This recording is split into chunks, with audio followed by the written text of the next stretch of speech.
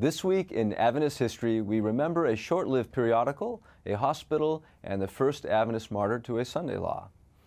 The Adventist Church's members sometimes had different opinions about things. Such was the case around 1888. A couple of years prior to that, on February 1, 1886, the first issue of the Gospel Sickle was published, which would continue until 1888. It was published semi-monthly. Designed to be a missionary paper to be used in ship and city missions, in distributors, and wherever a small paper will best serve the wants of the cause, it was promoted by then General Conference President George Butler. Writing in its first issue, the Gospel Sickle is designed for sharp work. We intend it shall bristle all over with the pointed truths of the last message. We want this journal to be blazing hot with truth. However, the Sickle appeared in a setting of vigorous debate in the church in the lead up to the 1888 conference and debates about the law. Perhaps it was a little too hot. Ellen White was not thrilled with some of the content in the Sickle. In 1887, she wrote, "A pain comes to my heart every time I see the Sickle. If there is a difference upon any parts of the understanding of some particular passage of Scripture, then do not, with pen or voice, make your differences apparent and make a breach where there is no need of this."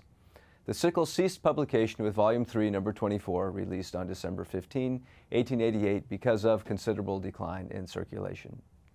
Serving on its short-lived editorial committee were Uriah Smith, George Butler, W.H. Littlejohn, D.M. Canwright, and R.F. Cottrell. Also this week, on February 2, 1955, Dr. Roy Cornell arrived to Benghazi, Libya. The following year, he opened the Benghazi Adventist Hospital after supervising the remodeling of a war-damaged hotel building, purchased equipment, and arranging for staff, while assisting the Libyan government as their chief surgeon at the government hospital in Benghazi. The hospital was formally opened on May 21, 1956, with 32 beds. The institution operated medical, surgical, obstetrical departments and provided laboratory, X-ray, and pharmaceutical services. During its time, including a relocation with the assistance of Dr. Clifford Luddington, it received many notable guests, such as King Idris I. Sadly, it was closed down in 1969 due to a change in the Libyan government.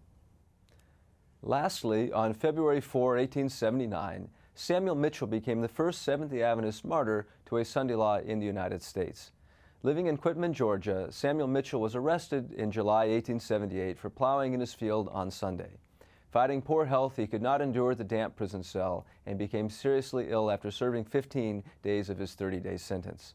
Refusing on the one hand to take money that a member of Congress offered for his release, and also perhaps unwisely refusing to promise that he would not work on Sunday if he were released, he sadly passed away.